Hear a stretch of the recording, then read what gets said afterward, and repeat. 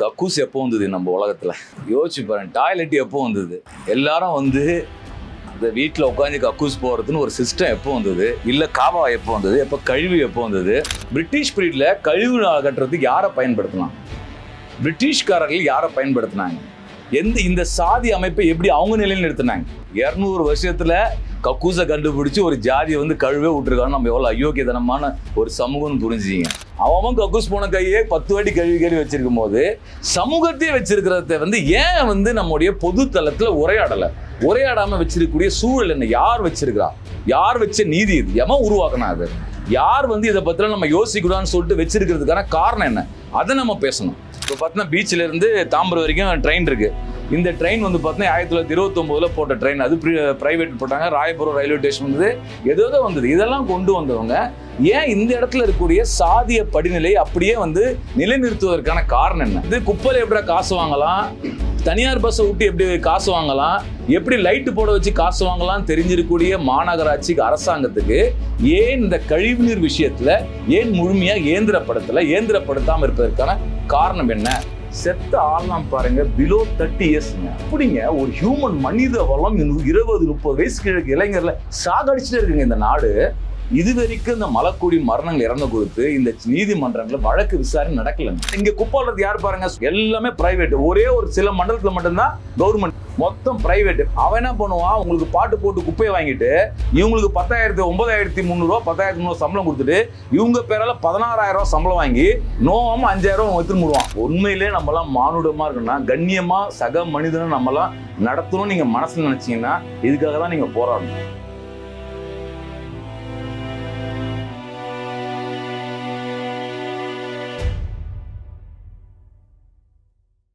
அனைவருக்கும் வணக்கம். அனைவருக்கும் வந்து உழைக்கும் மகளிர் தின வாழ்த்துக்கள். இந்த தினத்தில் வந்து மிக முக்கியமான தலைப்பை வந்து உரையாடலுக்கு முன்னெடுத்த பூவுலகின் நண்பர்கள் தோழர்களுக்கு என்னுடைய நெஞ்சார்ந்த நன்றியை நான் தெரிவித்துக் கொள்கிறேன். இது ஒரு முக்கியமான விஷயம். கக்கூஸ் எப்போ வந்தது நம்ம உலகத்தில்? கக்கூஸில் போகணும், அதாவது கழிவு வந்து கக்கூஸில் உட்காந்து போகணுன்றது எப்போ வந்திருக்கும் சொல்லுங்க பார்ப்போம். டாய்லெட் எப்போ வந்திருக்கும்? பிரிட்டிஷ் பீரியட் எப்போ வந்தது? டாய்லெட் எவன் கண்டுபிடிச்சான்? யோசிச்சு பாருங்க. டாய்லெட் எப்போ வந்தது? எல்லாரும் வந்து இந்த வீட்டில் உட்காந்து கக்கூஸ் போகிறதுன்னு ஒரு சிஸ்டம் எப்போ வந்தது? இல்லை காவா எப்போ வந்தது? எப்போ கழிவு எப்போ வந்தது? யோசிச்சு பாருங்க. எத்தனை வருஷமா இருக்கும் அது? எப்போ இண்டஸ்ட்ரியல் ரெவல்யூஷன் நடந்தது? பிரிட்டிஷ் பீரியட்ல. அதுக்கப்புறம் தானே இந்த சிஸ்டம். அதிகபட்சம் இந்த வரலாறு எவ்வளோ வருஷம்? ஒரு 200-250 வருஷம். 200 வருஷம் தான் இருக்கும். அவ்வளோ 200 வருஷத்துல கக்கூஸை கண்டுபிடிச்சு ஒரு ஜாதியை வந்து கழுவே விட்டுருக்காங்க. நம்ம எவ்வளோ அயோக்கியதனமான ஒரு சமூகம்னு புரிஞ்சுங்க. பெரிய நம்ம அப்படியே வளர்ச்சி கழிச்சுலாம் பேசுகிறோம். ரொம்ப பக்காவாக பார்த்தீங்கன்னா ஆஃப்டர் ஆல் 200-250 வருஷத்துல பண்ணிட்டு இதை கழுவுறதுக்கு ஒரு சாதி இருக்கு, கழுவிடான்னு சொல்லிட்டு உட்கார வச்சுட்டு இருக்கிற ஒரு சமூக அமைப்பு. எவ்வளோ கேடுகட்ட சமூக அமைப்பில் உட்காந்து நம்ம வந்து வாழ்ந்துட்டு இருக்குன்னு யோசிச்சு பாருங்க. 250 வருஷமா எவன் கக்கூஸ் போனான்? அவன் வீட்டில் போய் எங்கன்னா வந்து மைதானத்தில் கக்கூஸ் போயிருப்பாங்க. ட்ரெஸ்ஸே இருந்திருக்காது. அப்புறம் தானே துணி ஆலை வந்தப்போ தான் துணி வந்தது, எல்லாம் வந்தது. அப்போ இந்த ஒரு சமூக அமைப்பே நீங்கள் அதிகபட்சம் ஒரு 300-350 வருஷம் இல்லை 400 வருஷம் அவங்க சொல்கிற மாதிரினா, இந்த 400 வருஷத்தில் 4 ஆயா, நமக்கு 4 ஆயா 4 தாத்தா முன்னாடி போச்சுன்னா அவ்வளோதான். அப்படியே பின்னாடி கூட்டு போனால் இவ்வளோதான் விஷயம். உங்கள் ஆயாவுக்கு ஆயா எங்கே கக்கூஸ் போனான்னு கேளுங்க, யோசிச்சு பாருங்க. உங்கள் தாத்தா எங்கே போனான்னு கேளுங்க. எல்லாம் கக்கூஸில் கொஞ்சம் போனானுங்க, எல்லாரும் போனாங்க, எல்லாம் எங்கெங்கேயோ போயிட்டு தான் இருந்தாங்க. அப்புறம் நீ எப்படியா ஜாதியை கொண்டு வந்து கழுவு விட்டு எவன் விட்டான் அந்த வேலை? யார் உருவாக்கினா இது?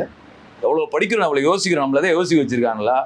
நீங்கள் வைஃபைல வந்து இப்போ அப்டேட் கேட்குது, உடனே நைட்டு அப்டேட் பண்ணோமா பகலில் அப்டேட் பண்ணவான்னு மொபைலில் அப்டேட் பண்ணுறதுக்கெல்லாம் அவ்வளோ பக்காவாக வந்து ரிமைண்ட் மீ லேட்டர்னா அப்புறமா அது பண்ணி விட்றோம். ஓசியில் வைஃபை கிடைக்கும் போது அப்டேட் பண்ணிக்கிற ஆளுங்கிறோம். நம்ம சிஸ்டத்தை அப்டேட் பண்ணுற, சமூகத்தை அப்டேட் பண்ணாமல் இருக்கமே. நம்ம ஏன் அந்த சிந்தனை வரல? இதோ முன்னாடி KFC சிக்கன் இருக்குது. கோழியை அவனா வெறும் கறியை நல்லா குழம்புனா நல்லா சுட்டு கொடுக்குறான் அவன், அதை தின்ன வந்துட்டோம். பட் இதெல்லாம் வர சிஸ்டம் வந்து ஏன் இதை பற்றிலாம் யோசிக்கல? நம்மளை ஏன் யோசிக்காமல் இருக்கிறோம்? அதுதான் நம்ம வந்து திங்க் பண்ண வேண்டிய இடத்துல. யாரோ ஒரு நபரெலாம் மாத்திரலாம் முடியாது. இது வந்து இண்டிவிஜுவலாக ஒரு சமூகம் வந்து யோசிக்க வேண்டிய அவசியம் இருக்குது. அப்போது ஒரு 300-350 வருஷத்தில் உருவான ஒரு இந்த கழிவு விஷயங்களை எப்படி சாதி உருவாச்சு? இன்னொன்று நான் கேட்குறேன், விவாதத்துக்காக சொல்கிறேன். வெள்ளைக்காரன் வந்தான், பிரிட்டிஷ்காரன் வந்து என்னன்னா வந்த உடனே இப்போ வந்து கிட்டத்தட்ட இங்கே சாதி ரீதியாக கல்வி புறக்கணிக்கப்பட்ட போது கிறிஸ்துவ மிஷன் வந்தாங்க. இவன் தொடவே பண்ணலாம், இயேசு அழைக்கிறாருனாங்க, எல்லாம் போனாங்க, கல்வியை கொடுத்தான், நல்லது, கல்வி கற்க வந்துச்சு. இப்படி ஒரு பகுதி நடந்தாலும் இதே சென்னை மாநகராட்சி ரிப்பன் பில்டிங் ஒட்டி இருக்கக்கூடிய நீங்கள் இந்த கழிவுகள் பார்த்தோன்னா பிரிட்டிஷ் பீரியடில் கழிவு அகற்றுறதுக்கு யாரை பயன்படுத்தலாம்? பிரிட்டிஷ்காரர்கள் யாரை பயன்படுத்தினாங்க? இந்த சாதி அமைப்பை எப்படி அவங்க நிலையில் நிறுத்தினாங்க? நீங்கள் வந்து சென்னை மாநகராட்சியிலன்னா அப்போ வந்து என்னென்னா சுத்திகரிப்புக்காக என்னென்னா அன்றைக்கு வந்து என்னென்னா மாநகராட்சிக்காக சங்கம் இருந்தது. அந்த சங்கத்தை தலைமை தாங்கி நடத்தினா சிங்காரவேல, சிந்தனை சிற்பி சிங்காரவேலனா அன்றைக்கு என்னென்னா இந்த விஷயங்களுக்காக போகிறாங்க, திருவிக்கா போகிறாங்க பல பேர். அப்போ ஏன் வந்து பிரிட்டிஷ் இவ்வளோ வந்தவங்க ஏன் இந்த இடத்துல தொடலை? தண்டவாளம் போட்டாங்க. இப்போ பார்த்தீங்கன்னா பீச்சிலேருந்து தாம்பரம் வரைக்கும் ட்ரெயின் இருக்குது. இந்த ட்ரெயின் வந்து பார்த்தீங்கன்னா 1929 போட்ட ட்ரெயின், அது ப்ரைவேட் போட்டாங்க. ராயபுரம் ரயில்வே ஸ்டேஷன் வந்தது, ஏதோ வந்தது. இதெல்லாம் கொண்டு வந்தவங்க ஏன் இந்த இடத்துல இருக்கக்கூடிய சாதிய படிநிலை அப்படியே வந்து நிலைநிறுத்துவதற்கான காரணம் என்ன? ஏன் வந்து ஒரு பார்ப்பனர் போயிட்டு எங்கன்னா கக்கூஸ் அளிக்கிறாரா? ஏதோ ஐரு வந்து கக்கூஸ் சொல்கிற வேலை பண்ணாரா?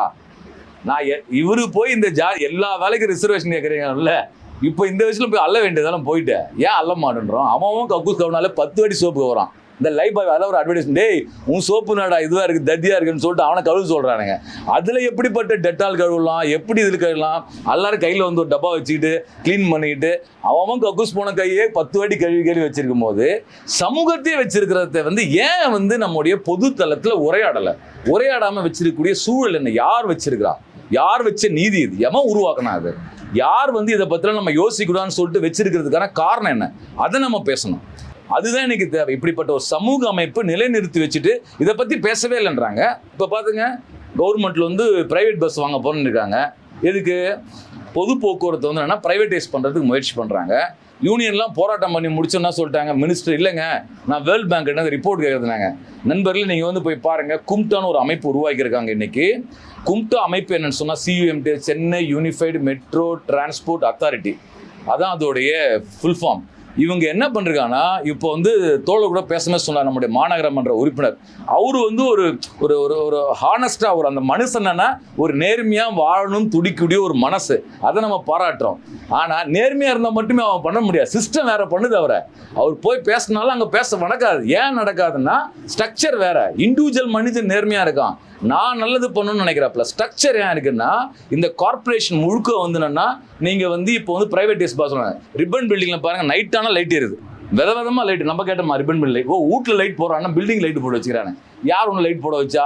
அசோக் பில்லர் தாண்டி பாருங்க, நீர் ஊற்று வச்சுக்கிறாங்க, சொவுத்த சுண்ணாம்பு வச்சுக்கிறாங்க. இதெல்லாம் இதுக்கு சென்னை மாநகரம் சிங்கார சென்னைன்னு சொல்றக்கூடிய இந்த ரிப்பன் பில்டிங்கால ஏன் வந்து இந்த கழிவு அகற்றுறதுல வந்து ஏன் இயந்திரங்களை பயன்படுத்த முடியல முழுசா? ஒரு நாகம்மா தோழர் செத்தாலும் யார் அவங்க வீட்டில் இருந்தாலும் அடுத்து வாரிசுதார வேலை வாங்கி கொடுக்குறாங்க அதே வேலையை. ஏன் நான் என் தலைமுறை செய்யணும்? நோரால் வந்து செய்ய எதுக்கு இந்த குடும்பமே இந்த வந்து செய்யணும்? இதை செஞ்சாலே எதுக்கு இதை செய்ய வேண்டிய அவசியம் இருக்குது? ஏன் அப்படி இருக்குது அப்படின்னு பார்த்தா நம்மெல்லாம் வந்து என்னன்னா அதை பற்றி திங்க் பண்ணவே இல்லை. நம்மன்றதுனா பொது சமூகம் அதை பற்றி யோசிக்காமல் இருக்கும். அந்த யோசனையும் இப்போ நான் சொல்கிறதெல்லாம் கரெக்டாக நீங்கள் ஏற்றுக்க வேண்டியது அவசியம் இல்லை. பட் நம்ம எல்லாரும் கூட்டாக சிந்திக்க வேண்டியிருக்குது, இதை யோசிக்க வேண்டிய அவசியம் இருக்குது. நம்ம இதை பற்றி யோசிக்கவே மாட்டேன்றோம். நீங்கள் பாட்டு போட்டு குப்பை வசூல் பண்ணுறாங்க, மக்கும் குப்பை மக்காத குப்பைன்னு. அப்புறம் குப்பை இப்போ இடம் வாங்கி அவங்க குப்பை வரி வாங்க போகிறாங்க. இப்போ அடுத்து ரிப்பன் பில்டிங்லேருந்து இதுதான் பண்ணுறாங்க கண்டு. குப்பை அல்றது, குப்பையில் எப்படி காசு வாங்கலாம், தனியார் பஸ்ஸை விட்டு எப்படி காசு வாங்கலாம், எப்படி லைட்டு போட வச்சு காசு வாங்கலாம் தெரிஞ்சிருக்கக்கூடிய மாநகராட்சிக்கு அரசாங்கத்துக்கு ஏன் இந்த கழிவுநீர் விஷயத்தில் ஏன் முழுமையாக இயந்திரப்படுத்தாமல் இருப்பதற்கான காரணம் என்ன? உலகம் இங்கே இவ்வளோ கடன் கொடுக்குறானே, என்னைக்கா இதுக்கு கடன் கொடுத்துருக்கானா? இந்த ஏரியாவில் ஒர்க் பண்ணுன்னு சொல்லிட்டு வருதா? சரி, இப்போ இங்கே இருக்குன்னா வெளிநாட்டில் யார் ஆள்றா? இப்போ நீங்கள் கூகுளில் சர்ச் பண்ணுங்க, ஆஸ்திரேலியாவில் எப்படா வந்து ஒருத்தன் கக்கூஸ் ஆள்றான்னு போய் பாருங்க. எல்லா ஊர்லேயும் கக்கூஸ் இருக்குல்ல, எல்லாத்தையும் வெளிநாடை பற்றி பேசுகிறோம்ல, அங்கே மாடர்னாக அங்கே என்ன இருக்குது? இந்தியாவில் ஏன் எதிர்பாருங்க? ஏன்னா இந்தியாவில் மட்டும்தான் சாதி இருக்குது. சாதி ரீதியாக ஒரு குறிப்பிட்ட சாதியை அல்ல வைக்கக்கூடிய புத்தியை நமக்கு இந்த சமூகம் உருவாக்கி வச்சிருக்கு. அங்கே அது ஒரு ஒர்க்கு. அது அவன் போகிற பார்த்தா நல்லா இதெல்லாம் போட்டு ஏதோ இதில் போகிறான் பார்த்தீங்கன்னா, விண்வெளிக்கு போகிறான் பார்த்தீங்கன்னா, அது மாதிரி உள்ளே போய் ஆள்றான். ஏன்னா உயிர் போடும்.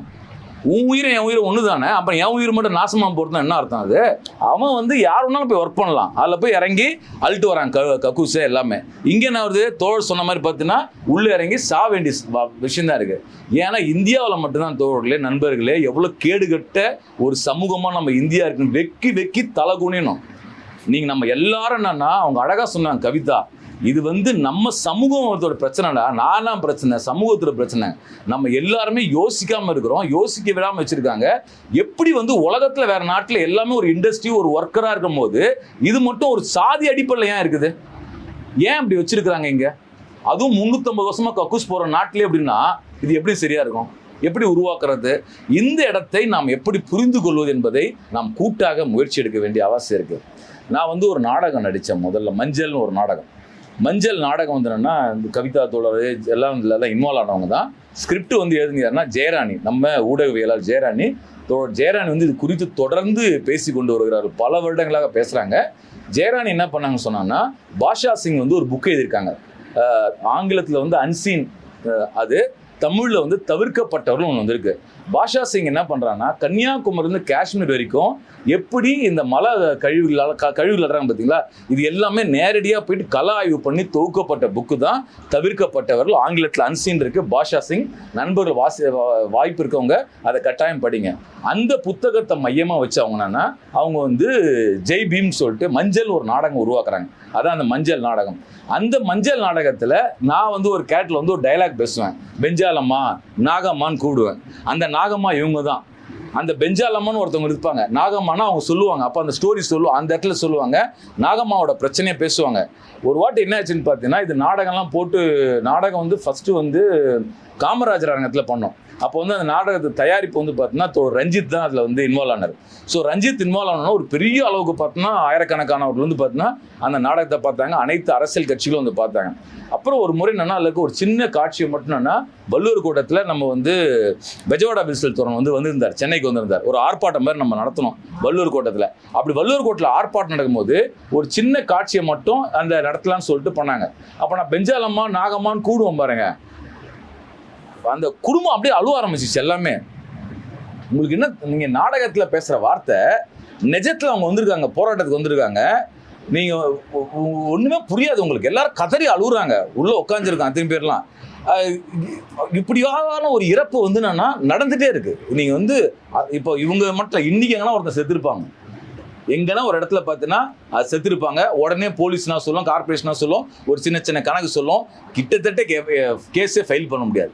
அப்போ இந்த நாடகம் வந்து வரும்போது பார்த்தீங்கன்னா எல்லா பத்திலும் ஒரு பக்கத்தில் வந்து பேசப்பட்டது. அதை தொடர்ந்து இப்போ வந்து என்னன்னா, விட்னஸ்னு ஒரு படம் வந்திருக்கு, தீபக் வந்து டைரக்ட் பண்ணிருக்காரு. அதில் நடிகை கூப்பிட்டுருந்தாங்க, நான் போயிருந்தேன். ரோகிணி தோழர் தான் வந்து துப்புரவு பணியாளராக நடிச்சிருப்பாங்க. ஷர்தா வந்து என்னன்னா, ஷர்தா ஸ்ரீநாத் வந்து என்னன்னா, அவங்க ஒரு கேரக்டர் பண்ணியிருப்பாங்க, ரொம்ப சின்சியராக பண்ணியிருப்பாங்க. அந்த டீமே பார்த்தீங்கன்னா, அந்த நாங்களாம் போனதில்லை, அந்த டேரக்டரு அந்த பசங்க அவங்க ஃபுல்லாக ஃபீல்டு ஒர்க் பண்ணியிருப்பாங்க. ஃபீல்டு ஒர்க் பண்ணிட்டு படத்தை என்னன்னா, நிஜத்தில் என்ன நடந்திருக்கோ அதை இவங்க சினிமா பண்ணியிருப்பாங்க. நிஜ ஃபுட்டேஜ்னு ஒன்று வச்சிருப்போம். தீபக் கிட்ட போய் கேட்டிங்கன்னா, எந்த ஊரில் எப்படி அதெல்லாம் சொல்லிட்டு செத்தான்றத இவங்க வந்து ஃபுட்டேஜ் எடுத்து கையில் வச்சுருப்பாங்க.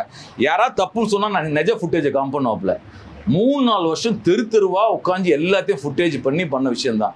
தோழர்கள் எதுக்கு இதை சொல்கிறேன்னா, இது வரைக்கும் இந்த மலக்குடி மரணங்கள் இறந்த குறித்து இந்த நீதிமன்றங்களில் வழக்கு விசாரணை நடக்கலைங்க. என்னங்க நீதிமன்றம், நீதி புண்ணாக்கு பொருளங்க பேசுகிறோம், என்னங்க கோர்ட் இது? இந்த கேஸுக்காக கோர்ட்டில் ஆர்கியூமெண்ட்டே நடக்கலைங்க. இந்த சரவணன் சொல்கிறார்ல, தோழர் சரவணன் இருக்கார், அவர் ஒரு வழக்கறிஞர், அவரை போய் கேளுங்க, அவர் கதையாக சொல்லுவார். கதைன்னா நான் உண்மை விஷயம் சொல்லுவார்.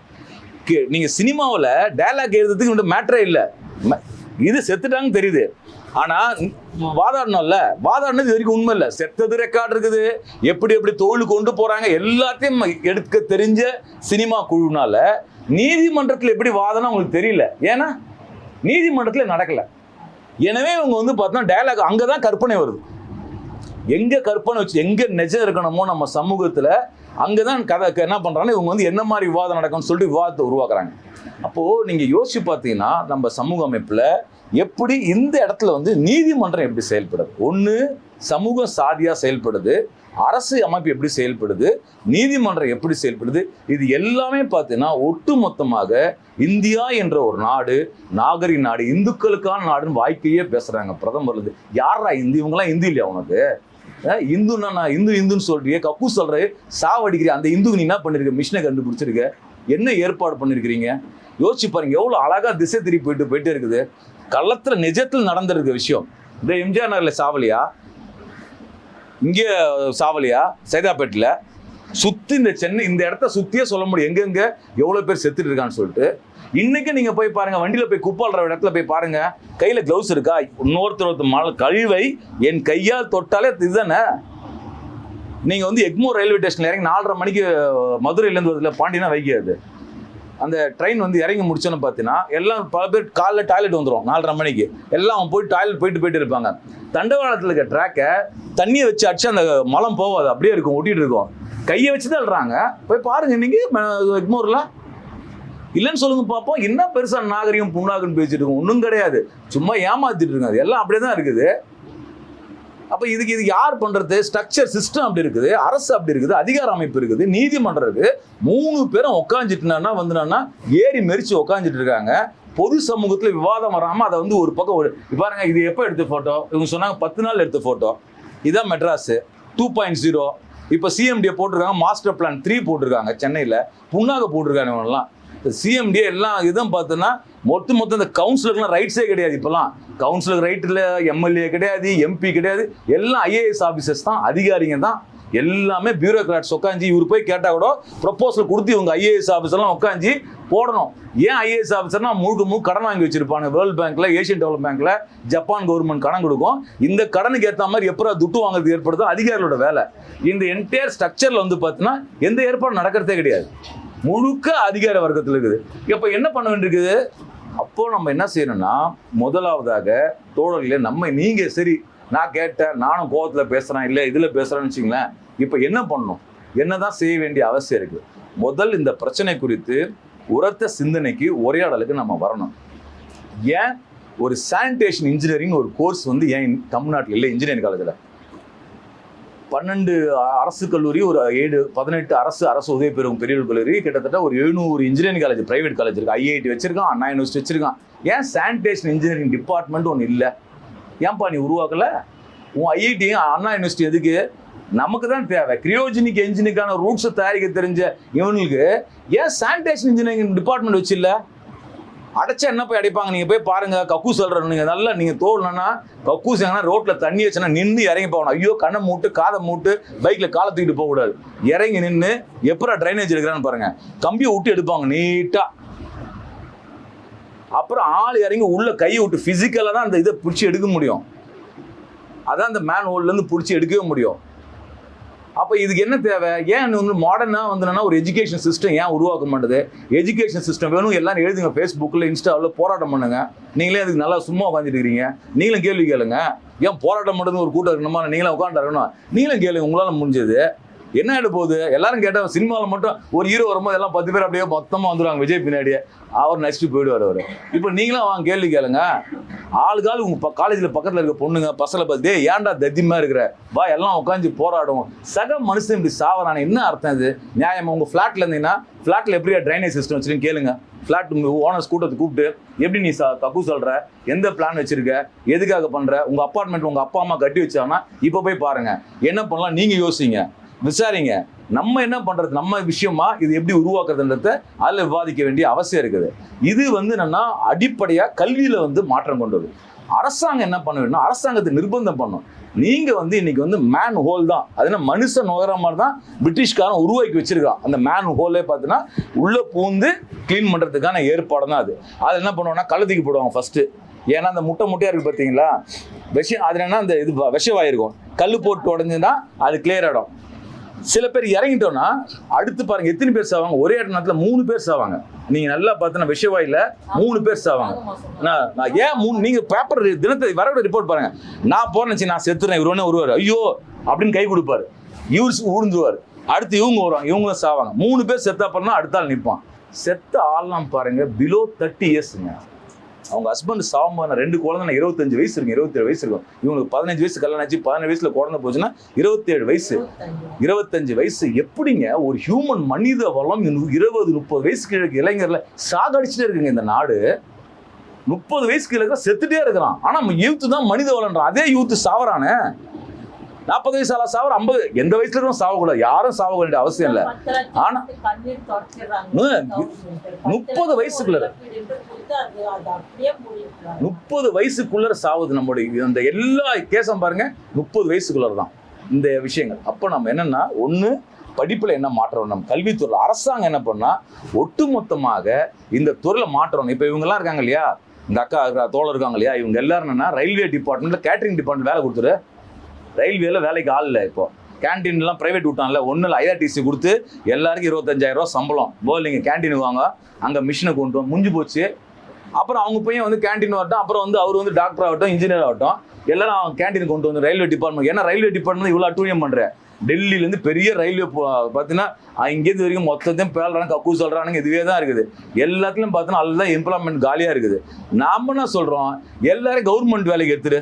எதுக்கு ரயில்வே கேன்டீன் போட்டுரு, IRTCல இவங்கெல்லாம் வேலைக்கு எடுத்துருங்க, 25,000 ரூபா சம்பளம் கொடுங்க. மினிமம் வேஜ் எவ்வளோ, 26,000 ரூபா வேணும். இந்த ட்ரேட் யூனியன் தொழிற்சங்கம் எவ்வளோ கேட்குறாங்கன்னா ஒரு மாத சம்பளம் வந்து 26,000 ரூபா மினிமம் வேஜ்.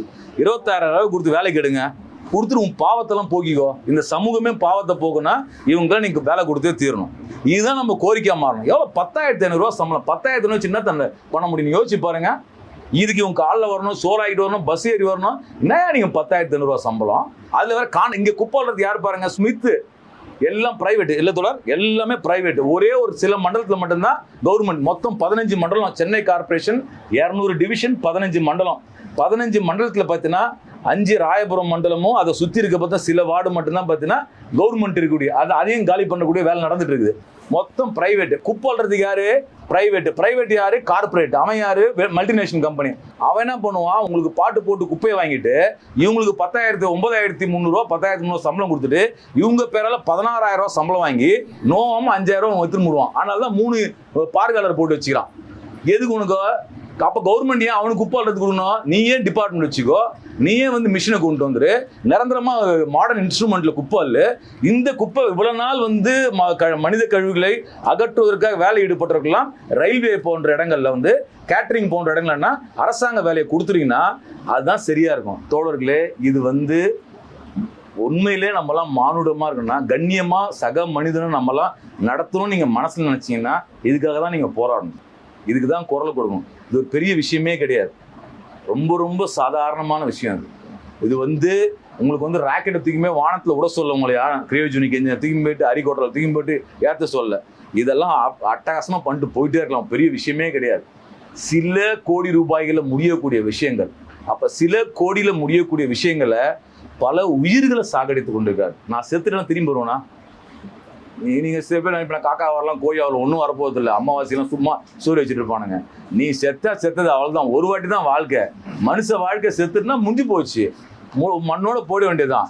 ஒரே ஒரு முறை வாழ்க்கைக்கூடிய உயிர் வந்து எவ்வளோ உண்மையானது. அதே உயிர் எல்லாருக்கும் சமம் தானே. நீங்களா இருந்தாலும் சரி, நானாக இருந்தாலும் சரி, எல்லாரும் சமம் தானே. எல்லாருமே ஒரு வாழ்க்கை தான் வாழ போகிறோம், பிறக்கிறோம், சாவ போகிறோம்.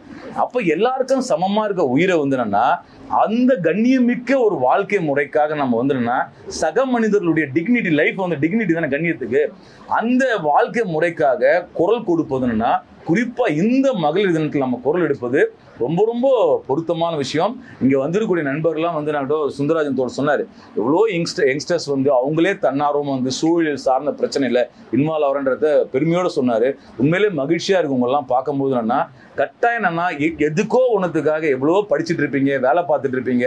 அது நேரத்தில் வந்து சூழலில் சார்ந்த விஷயங்களை உங்களை வந்து இணைத்து கொண்டு நீங்கள்லாம் இப்படி செயல்படுறதுன்னா ரொம்ப நம்பிக்கைக்குரிய ஒரு பங்களிப்பாக நான் பார்க்குறேன்.